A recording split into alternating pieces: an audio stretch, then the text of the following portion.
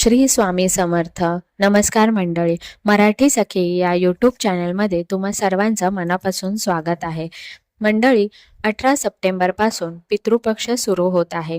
पितृपक्षात पितरांचे श्राद्ध करताना कोणत्या गोष्टी लक्षात ठेवाव्या, श्राद्ध विधीच्या वेळी पितरांना कोणत्या वस्तू दान करतात, हे आपण आजच्या व्हिडिओमध्ये जाणून घेणार आहोत. मंडळी, हिंदू धर्मात पितृपक्षाला विशेष महत्त्व आहे. पितृपक्षात पितरांचा आशीर्वाद मिळावा म्हणून पूजा केली जाते. पितृपक्षात पितरांप्रती आदर व्यक्त केला जातो. पितृपक्ष किंवा श्राद्ध सुमारे 16 दिवस चालते.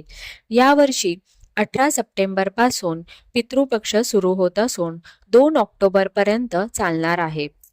शास्त्रानुसार श्राद्ध पक्ष भाद्रपद महिन्याच्या पौर्णिमेपासून सुरू होतो आणि अश्विन महिन्याच्या अमावस्या तिथीपर्यंत चालतो. असे मानले जाते की मृत्यूचे देवता यमराज श्राद्ध पक्षाच्या वेळी पितरांना मुक्त करतात, जेणेकरून ते त्यांच्या नातेवाईकांकडे जाऊन अन्न ग्रहण करू शकतात. पितृपक्षात पूजा केल्याने पितरांचा आशीर्वाद मिळतो असे मानले जाते.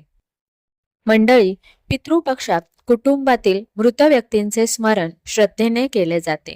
यालाच श्राद्ध असे म्हणतात. पिंडदान करणे म्हणजे आपण आपल्या पूर्वजांना अन्नदान करणे. तर्पण करण्याचा अर्थ असा आहे की आपण आपल्या पितरांना पाणी दान करत आहोत. पितृपक्षात 3 कामांना अतिशय महत्त्व देण्यात आले आहे.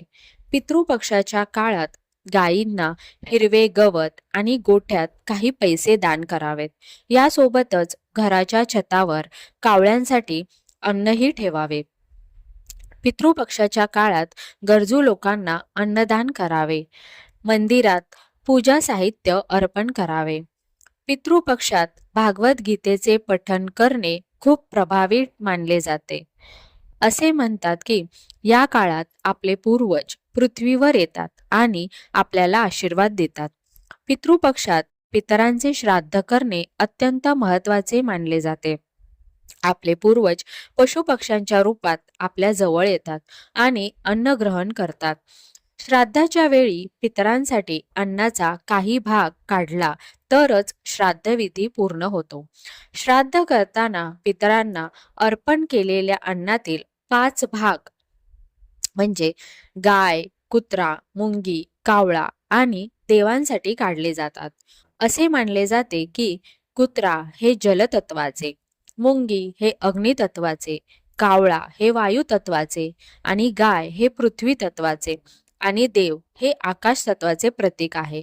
अशा प्रकारे या 5 जणांना अन्नदान करून पंचतत्वांप्रती कृतज्ञता व्यक्त केली जाते. फक्त गायीमध्ये 5 घटक एकत्र आढळतात. त्यामुळेच पितृपक्षाच्या काळात गायीची सेवा करणे विशेष फलदायी मानले जाते. ही माहिती आवडली असल्यास व्हिडिओला लाईक आणि शेअर करा आणि आपल्या चॅनलला सबस्क्राईब करा. धन्यवाद.